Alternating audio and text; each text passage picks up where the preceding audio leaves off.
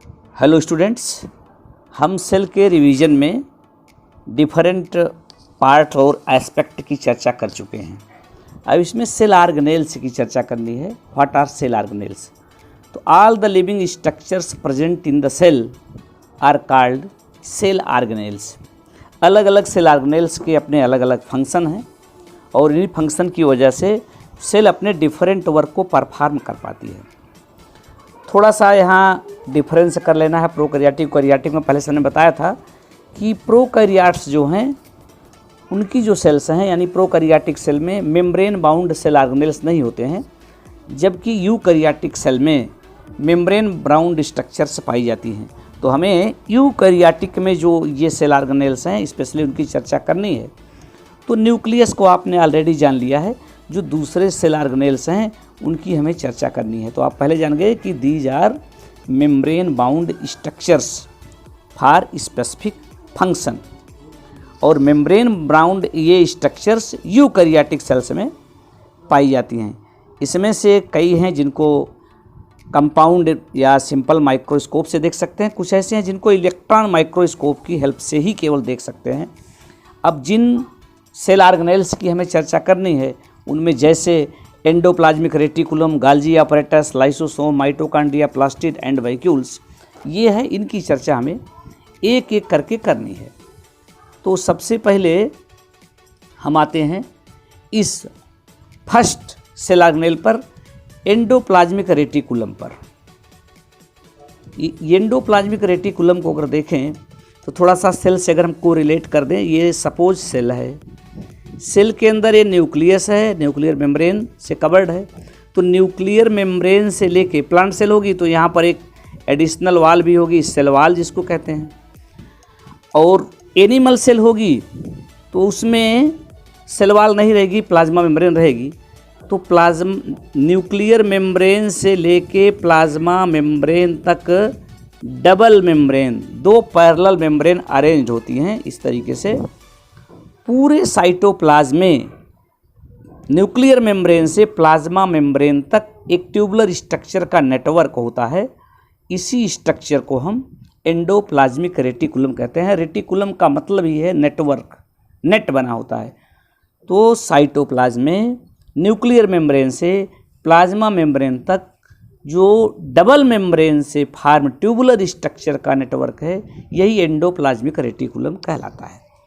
अब अगर इस ट्यूबुलर स्ट्रक्चर को देखें, सपोज यहाँ पर हम ऐसा करते हैं, ये मेम्ब्रेन स्टार्ट हुई डबल मेम्ब्रेन। अब इस डबल मेम्ब्रेन में कहीं कहीं ब्रांचिंग दिख रही है, ये इस टाइप से, ये न्यूक्लियर मेम्ब्रेन है, यहाँ से स्टार्ट हो गई। अब यहाँ से ऐसे चलते हुए ये पहुँच गई प्लाज्मा मेम्ब्रेन तक। ये प्लाज्मा मेम्ब्रेन यहाँ तक फैली हुई है, ऐसे पूरे सेल में। अब अगर इसको हम इलेक्ट्रॉन माइक्रोस्कोप से देखना चाहें तो आप पाएंगे क्या, जैसे बहुत ये जूम करके दिखाया, जैसे मोबाइल में जूम करते हैं। तो अगर ये पार्ट यहाँ से यहाँ तक देखें जो डबल मेम्ब्रेन से बना है, तो ये ट्यूबुलर स्ट्रक्चर के फॉर्म दिखेगा। लेकिन वहीं पर अगर हम इस ट्यूब को यहाँ देखें जहाँ से इसमें ब्रांचिंग हुई है, ये पोर्शन अगर देखें तो हमें लगेगा इसमें ब्रांच, ऐसी ट्यूब है जो ब्रांच ट्यूबुलर स्ट्रक्चर है। और एंड पर कभी कभी इसका किनारे वाला पार्ट ये अलग छोटी सी ट्यूबुलर स्ट्रक्चर के फॉर्म में दिख सकता है। तो ये ट्यूब से तीन फॉर्म में दिखती है। जो स्मॉलर होती हैं, पाउच लाइक होती हैं, इन्हें वेसाइकिल्स कहते हैं। तो एक तो हो गया endoplasmic reticulum is made up of 3 type of tubular structures, एक वेसाइकिल्स, दूसरा सिस्टर्नी, तीसरा ट्यूब्यूल। सब ट्यूबुलर स्ट्रक्चर ही हैं, अलग अलग नाम दे दिया गया है। अगर ये छोटी हैं, पाउच लाइक हैं, तो इसे वेसाइकिल्स कहते हैं। अगर ये ब्रांच्ड हैं तब इन्हें ट्यूब्यूल कहते हैं। अगर ट्यूबुलर हैं, ब्रांच नहीं दिख रही, जिसने बताया तीनों फॉर्म में दिख सकता है, तब इसे हम सिस्टर्नी कहते हैं। तो endoplasmic reticulum is made up of 3 type of tubular structure, vesicles, tubules and cisternae. Singular number में सिस्टर्नी को सिस्टर्ना कहते हैं। अब ये अगर इसकी सरफेस को देखें, इसमें एक चीज़ पाएंगे, सपोज ये इसकी सरफेस है। तो इसकी सरफेस पर कभी कभी पार्टिकल लाइक स्ट्रक्चर दिखती हैं, ऐसे जगह जगह पर सरफेस पर पार्टिकल दिखते हैं इसके, जो ज़रूरी नहीं है। कभी कभी पार्टिकल हो सकते हैं, कभी कभी पार्टिकल्स नहीं होते हैं। ये जो पार्टिकल्स दिख रहे हैं ये राइबोसोम्स हैं। एंडोप्लाज्मिक रेटिकुलम की आउटर सरफेस पर ये जो डार्ट लाइक स्ट्रक्चर दिखती है, दीज आर राइबोसोम्स। राइबोसोम रहे ये जरूरी नहीं है। अतः राइबोसोम की प्रेजेंस और एब्सेंस के बेस पर एंडोप्लाज्मिक रेटिकुलम को दो कैटेगरी में डिवाइड करते हैं। एक तो है rough endoplasmic reticulum or RER RER, and second one is smooth endoplasmic reticulum or SER. तो एंडोप्लाज्मिक के रेटिकुलम के दो टाइप जान लीजिए, RER and SER. Rough endoplasmic reticulum and smooth endoplasmic reticulum. Rough endoplasmic reticulum क्यों नाम दिया गया? इसकी सरफेस रफ होती है due to presence of ribosome, whereas smooth ribosome endoplasmic reticulum की सरफेस स्मूथ होती है, इस पर राइबोसोम नहीं होते हैं। तो ये दो टाइप के हो गए। अब आगे इसका फंक्शन की बात करते हैं, क्या कर सकती है एंडोप्लाज्मिक रेटिकुलम टोटल, चाहे वो स्मूथ हो चाहे रफ हो, क्या इनका सेपरेट वर्क है, क्या कंबाइंड वर्क है। तो ये मेन है यहाँ पर the ribosomes which are present on the active cells. रहते तो ही हैं, कहीं कहीं पर अलग राइबोसोम में इसकी चर्चा करेंगे। तो यहाँ पर एंडोप्लाज्मिक रेटिकुलम के दोनों टाइप में जो कॉमन है, एक तो एंडोप्लाज्मिक रेटिकुलम का ये काम है कि ये एक बनाती है नेटवर्क सेल के अंदर, और इस सेल के अंदर के नेटवर्क से एक, जैसे हमारी बॉडी में बोन्स का स्केलेटन बना हुआ है, इसी तरीके से ये एंडोस्केलेटन का काम करती है, सेल को इनर सपोर्ट करती है एंडोस्केलेटन। तो एंडोप्लाज्मिक रेटिकुलम का एक वर्क हो गया, चाहे स्मूथ हो चाहे रफ हो, it works as the endoskeleton of the cell to provide the internal support. Second one, some of these protein lipid, ये काम इसका ये है। Smooth endoplasmic reticulum manufacture the fat or lipid.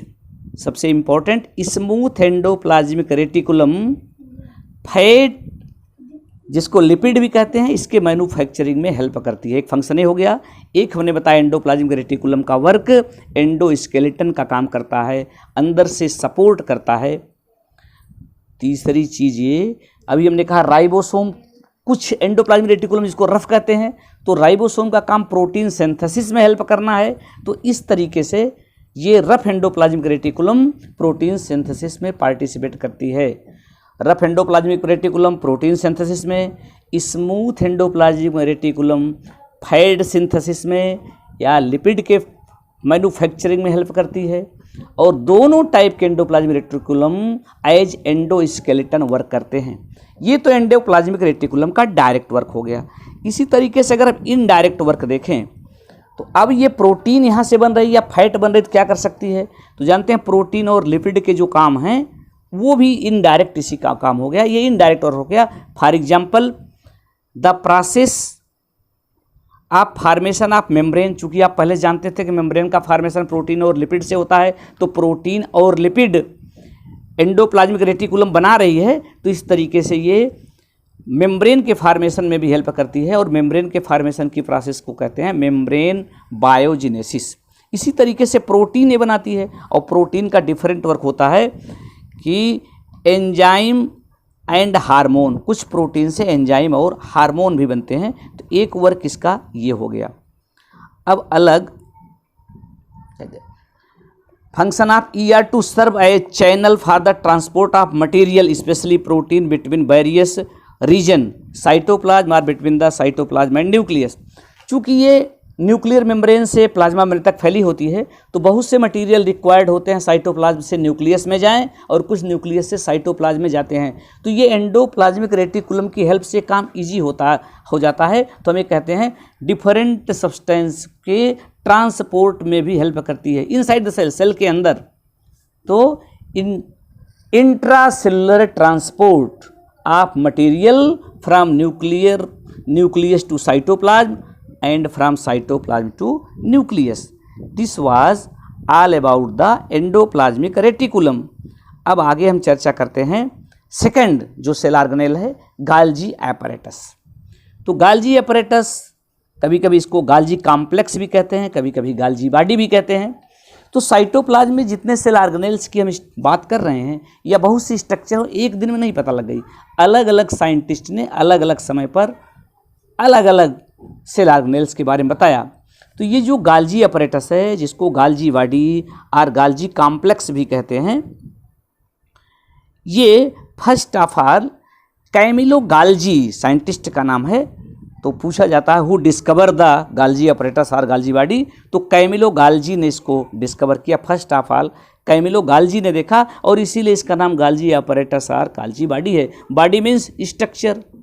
तो सेल के साइटोप्लाज्म में अगर देखें, सपोज ये सेल मेम्ब्रेन हो गई, यहाँ न्यूक्लियस हो गया, यहाँ सब साइटोप्लाज्म है। तो साइटोप्लाज्म में कई जगह पर डबल मेम्ब्रेन से बनी स्ट्रक्चर इस तरीके से दिखती रहती हैं। At various places in the cytoplasm there is group of tubular structures, these group of tubular structures are Golgi apparatus. First of all ये जो ग्रुप है ट्यूबुलर स्ट्रक्चर्स का कैमिलो गाल्जी ने देखा, इसीलिए इसको कह दिया गया Golgi body. Means body are structure first of all seen by mister Camillo Golgi is known as Golgi body और गाल्जी अपरेटस। एंडोप्लाज्मिक रेटिकुलम की तरह इसकी भी ट्यूबुलर स्ट्रक्चर को अगर देखें तो 3 कैटेगरी में डिवाइड कर सकते हैं। हमने जो नाम लिया था सेम रिवाइज कर सकते हैं। इसमें भी वही ट्यूब्यूल, सिस्टर्नी और वेसाइकिल्स गाल्जी अपरेटस में भी पाए जाते हैं। अब ये तो सिमिलरिटी उससे हो गई। अब वर्क पर इसके आते हैं। The material synthesized near the endoplasmic reticulum ER is packaged and dispatched to various target inside and outside the cell through the Golgi body। तो Golgi body का एक वर्क ये हो गया कि ये जो एंडोप्लाज्मिक रेटिकुलम ने मटेरियल, प्रोटीन और लिपिड बनाया था उसकी पैकेजिंग का काम करती है। तो एक वर्क इसका हो गया। Its function include the storage and secretion of different material. Golgi body का दूसरा वर्क, ये सेल से रिलेटेड बहुत से सब्सटेंस को स्टोर भी करती है और सिक्रेट भी करती है time to time as per requirement. एक वर्क बता रहे हैं, चाहे तो आप 2 वर्क में से कह सकते हैं कि इसका काम स्टोरेज भी है और सिक्रीशन भी है। इसी तरीके से एक इम्पॉर्टेंट पार्ट सेल में होता है जिसको हम नाम देते हैं लाइसोसोम। तो लाइसोसोम फार्मेशन में भी हेल्प करती है। Golgi body का एक वर्क ये भी हो गया कि it help in the formation of lysosome, जो कि एक सेल ऑर्गेनेल है। और यही नहीं, एक वर्क और भी बता दें, ये एनिमल में स्पर्म जो मेल गैमेट बनता है, स्पर्म की स्ट्रक्चर में एक आगे ट्रायंगुलर पार्ट होता है। ऐसे अगर कभी स्ट्रक्चर पढ़े होंगे स्पर्म की, इसमें टेल होती है, नेक होता है और ये रीजन हेड होता है और यहाँ से ये जो पार्ट निकला है इसे कहते हैं एक्रोसोम। एक्रोसोम, तो ये स्पर्म का एक्रोसोम भी बनाती है। तो ये था Golgi body के स्ट्रक्चर। इसको डिस्कवर किसने किया, इसके डिफरेंट वर्क क्या हैं। अब अगले सेल ऑर्गेनेल की बात करते हैं, लाइसोसोम। तो एंडोप्लाज्मिक रेटिकुलम भी डबल मेम्ब्रेन से बना था, Golgi body भी ये double membrane structure, tubular structure के फॉर्म में हुआ। जिस अगले सेल ऑर्गेनेल की बात कर रहे हैं लाइसोसोम है, तो lysosome are membrane bound sacs filled digestive enzyme, these enzymes are made of rare rough endoplasmic reticulum. तो ये इसका काम हो गया कि ये मेम्ब्रेन बाउंड स्ट्रक्चर है। यहाँ पर मेंशन नहीं है, शायद बता दें आपको कि लाइसोसोम में सिंगल मेम्ब्रेन ही होती है। क्वेश्चन पूछा जाता है name the cell organelle having single membrane. तो जनरली सेल ऑर्गेनेल्स में डबल मेम्ब्रेन पाई जाती है, कुछ में सिंगल मेम्ब्रेन है। उसी का एक एग्जाम्पल लाइसोसोम भी है। यानी लाइसोसोम के चारों ओर केवल सिंगल मेम्ब्रेन होती है और सिंगल मेम्ब्रेन से ये जो बनी पाउच लाइक स्ट्रक्चर है, इसमें डाइजेस्टिव एंजाइम होता है, वैक्यूलर स्ट्रक्चर है। तो that vacuolar structure which is filled with digestive enzyme is known as lysosome and it is formed by the, पहले नाम ले लिया गया है, formed by the Golgi body. अब एक काम तो हो गया इसका भी स्टोरेज करना, चूँकि इसमें डाइजेस्टिव एंजाइम है, इस तरीके से जो सेल में कुछ फॉरेन मटेरियल ऐसे हो गए हैं जो रिक्वायर्ड नहीं है अपने ओरिजिनल फार्म में, उसको डाइजेस्ट करके ऐसे फार्म में कन्वर्ट कर देती है जिससे उसका सेल में रीयूज हो जाता है। एक काम ये हो गया। और यही नहीं, कभी कभी ये सेल के ऑर्गेनेल्स को डाइजेस्ट भी कर सकती है। और सेल ऑर्गेनेल्स डाइजेस्ट हो जाने का मतलब कि mitochondria digest, endoplasmic reticulum digest, गाल्जी body digest हो गई, तो सेल ऑर्गेनेल्स की वजह से ही सेल काम करती थी, तो सेल नॉन फंक्शनल हो जाती है, सेल की डेथ हो जाती है। लेकिन ऐसा लाइसोसोम तब करता है जब सेल खुद बॉडी के लिए हार्मफुल हो जाती है, तो सेल की डेथ के लिए भी रिस्पॉन्सिबल है, बट एज पर रिक्वायरमेंट। इसीलिए इसको एक और डेजिग्नेशन दी गई है, lysosome is known as the suicidal bag of the cell. Note कीजिएगा फिर से, suicidal bag of the cell. किस सेल ऑर्गेनेल को suicidal bag of the cell कहा जाता है? तो ये है लाइसोसोम। तो क्यों? क्योंकि इससे सेल की डेथ हो जाती है। Lysosome are able to this because they contain powerful digestive enzyme capable of break down of organic material during the disturbance in cellular metabolism. जब उसकी मेटाबॉलिज्म सेल में होने वाली जो केमिकल रिएक्शंस हैं वो नहीं हो पाती हैं, तो सुसाइडल बैग कह दिया गया। अगले सेल पर आते हैं mitochondria, which is very very important cell organelles और एग्जाम के लिए भी इम्पॉर्टेंट है। माइटोकॉन्ड्रिया पर आते हैं, तो माइटोकॉन्ड्रिया भी ऐसा सेल ऑर्गेनेल है जो डबल मेम्ब्रेन से बाउंड होता है। आउटर मेम्ब्रेन इसकी स्मूथ होती है, जबकि इनर मेम्ब्रेन जो होती है कई जगह पर अंदर की ओर मुड़ी होती है, जिससे फिंगर लाइक स्ट्रक्चर्स बन जाती हैं। These finger like structures are called cristae, plural में, सिंगुलर में क्रिस्टा। और इस क्रिस्टा के ऊपर जगह जगह पर टेनिस के रैकेट जैसी स्ट्रक्चर दिखती हैं, इन्हें कहते हैं ऑक्सीसोम। और जो दोनों मेम्ब्रेन से कवर्ड स्ट्रक्चर में, ये मेम्ब्रेन हो गई आउटर मेम्ब्रेन, ये इनर मेम्ब्रेन। अब दोनों के बीच में यहाँ पर एक फ्लूइड भरा रहता है, यहाँ प्रोटीनस फ्लूइड है, इसे कहते हैं मैट्रिक्स। तो माइटोकॉन्ड्रिया डबल मेम्ब्रेन से बाउंड है, डबल मेम्ब्रेन से कवर्ड है, आउटर मेम्ब्रेन स्मूथ है, inner membrane finger like structure बनाती है, इसे क्रिस्टा, प्लूरल में क्रिस्टी कहते हैं। इस पर ऑक्सीसोम पाए जाते हैं और इसके अंदर जो फ्लूइड भरा है इसे मैट्रिक्स कहते हैं। चलिए अब इसके आगे चलते हैं, क्या दिया गया है बुक के अकॉर्डिंग, कंपेरिजन कर लीजिए। अब ये जो इसकी फोल्डिंग है, ये क्यों फोल्डेड हो गई? फोल्डेड होने का पर्पज इसका है, ये सरफेस एरिया बढ़ाती है। सपोज एक हम लाइन लेते हैं, ये कोई मेम्ब्रेन है या थ्रेड है, इसकी जो भी आप एरिया निकालेंगे मैथमेटिकली, सपोज कीजिए यहीं से यहीं तक एक दूसरा थ्रेड है जो कई बार फोल्डेड है, तो फोल्डेड होगा इतनी ही दूर में, क्या होगा, इसका एरिया ज़्यादा हो जाएगा। तो सरफेस एरिया बढ़ाने के लिए ये फोल्डेड होती है। और सरफेस एरिया क्यों बढ़ गई है? ये जो पार्ट है इनर मेम्ब्रेन, इस पर एटीपी का फॉर्मेशन होता है। एटीपी का फॉर्मेशन से मतलब क्या है आप जानते हैं, फूड हम लेते हैं, सेल में जाता है, उससे एनर्जी मिलती है। लेकिन फूड से जो एनर्जी मिलती है by the process of respiration, ये हमारी बॉडी में फूड से जो भी एनर्जी रिलीज होती है उसका इमीडिएट यूज नहीं हो पाता है, ये पहले स्टोर किया जाता है in the form of ATP. ATP के फॉर्म में स्टोर होता है। एटीपी जिसका फुल फॉर्म है adenosine triphosphate. Adenosine triphosphate mention भी यहाँ पर। एडिनोसिन ट्राईफॉस्फेट मॉलिक्यूल जो है ये एनर्जी को स्टोर करता है। That is why ATP is known as the energy currency. इसे एनर्जी की करेंसी भी कहते हैं। और इसी की हेल्प से जो इसमें एनर्जी स्टोर है उसी का हेल्प लिया जाता है जो सेल डिफरेंट टाइप के वर्क में एनर्जी यूज करती है। जैसा कि जानते हैं साइंस की थियरी है नो एनर्जी नो वर्क, बिना एनर्जी के कोई वर्क नहीं होता है। तो सेल जो भी वर्क करना चाहेगी उसके लिए एनर्जी चाहिए और वो एनर्जी एटीपी में स्टोर रहती है, वही एनर्जी सेल यूज करती है। इसीलिए इस एटीपी फार्मेशन के नाते, एनर्जी स्टोर करने के नाते, as per requirement energy provide करने के नाते ही माइटोकॉन्ड्रिया को power house of the cell कहा जाता है। तो नहीं भूलना है, 1 नंबर के क्वेश्चन पेपर में भी आने हैं और 1 नंबर के क्वेश्चन में एक इम्पॉर्टेंट बात है कि mitochondria is known as the power house of the cell. अब आगे आते हैं, इसमें क्या छूट रहे हैं। ये माइटोकॉन्ड्रिया के बाद एक और सेल ऑर्गेनेल्स है प्लास्टिड। अभी जिस सेल ऑर्गेनेल की बात कर रहे हैं प्रोकैरियोट के एंडोप्लाज्मिक रेटिकुलम, गाल्जी बॉडी, माइटोकॉन्ड्रिया और प्लास्टिड की चर्चा करने चल रहे हैं। ये सब प्रोकैरियोटिक सेल में नहीं हैं।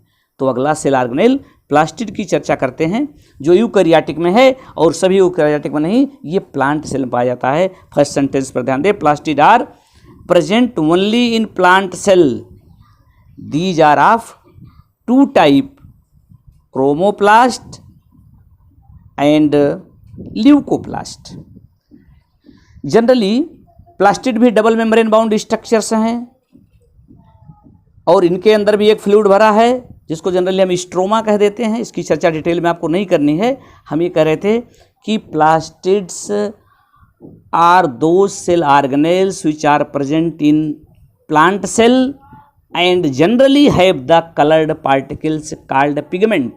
इनमें कलर्ड पार्टिकल्स पाए जाते हैं, जिन्हें पिगमेंट कहते हैं। जरूरी कुछ ऐसे भी प्लास्टिड हैं जिनमें पिगमेंट नहीं पाए जाते हैं, और पिगमेंट नहीं पाए जाते हैं तो प्लास्टिड कलरलेस होते हैं, और पिगमेंट होते हैं तो प्लास्टिड कलर्ड होते हैं। तो प्लास्टिड 2 टाइप के हो गए, coloured plastid and colourless plastid. जो कलर्ड प्लास्टिड होते हैं उन्हें क्रोमोप्लास्ट कहते हैं, और जो कलरलेस प्लास्टिड हैं उन्हें ल्यूकोप्लास्ट कहते हैं। Means leucoplast are colourless are white plastid, whereas chromoplast are coloured plastids which are of different color on the basis of pigment present inside the plastid। अब ये अलग अलग पिगमेंट का अलग अलग कलर होगा, जैसा पिगमेंट रहेगा वैसा कलर होगा। तो अब कभी कभी ऐसा भी कहा जाता है कि फिर क्रोमोप्लास्ट को 2 कैटेगरी में डिवाइड कर दिया गया है। एक क्लोरोप्लास्ट, क्लोरोप्लास्ट कुछ को कहते हैं क्योंकि जो सबसे ज़्यादा कलर्ड प्लास्टिड है वो ग्रीन कलर का होता है, और इसको ग्रीन कलर देने के लिए जिम्मेदार है क्लोरोफिल। तो जिस प्लास्टिड में क्लोरोफिल पाया जाता है, क्लोरोफिल ग्रीन कलर का पिगमेंट होता है, इसी वजह से जिसमें क्लोरोफिल रहता है वो प्लास्टिड ग्रीन कलर का हो जाता है, उसे क्लोरोप्लास्ट कहते हैं। और प्लांट किंगडम में सबसे ज़्यादा पाया जाने वाला जो प्लास्टिड है वो क्लोरोप्लास्ट का है। तो पूछा जाता है क्यों ये प्लांट के किसी पार्ट का या लीफ ग्रीन कलर की होती है, तो क्लोरोप्लास्ट के नाते। और क्लोरोप्लास्ट क्यों ग्रीन कलर का है, तो आप कह देंगे इसमें क्लोरोफिल नाम का पिगमेंट पाया जाता है जो ग्रीन कलर का होता है। अब इसके फंक्शन पर चर्चा कर लेते हैं। तो जो क्लोरोफिल है इसकी एक खासियत है, लाइट एनर्जी को एब्जॉर्ब कर लेती है और फूड बनाने की प्रोसेस में हेल्प करती है। और जानते हैं फूड बनाने की प्रोसेस को कहते हैं फोटोसिंथेसिस। तो फोटोसिंथेसिस में हेल्प करता है क्लोरोप्लास्ट। और जो ल्यूकोप्लास्ट हैं ये फूड मटेरियल के स्टोरेज में हेल्प करते हैं। तो ल्यूकोप्लास्ट का काम है फूड मटेरियल का स्टोरेज करना, और क्लोरोप्लास्ट का काम है फोटोसिंथेसिस में हेल्प करना due to presence of chlorophyll. अब एक और सेल ऑर्गेनेल्स है जिसकी चर्चा एक छोटे से पार्ट में करते हैं क्योंकि लंबा हो जा रहा है।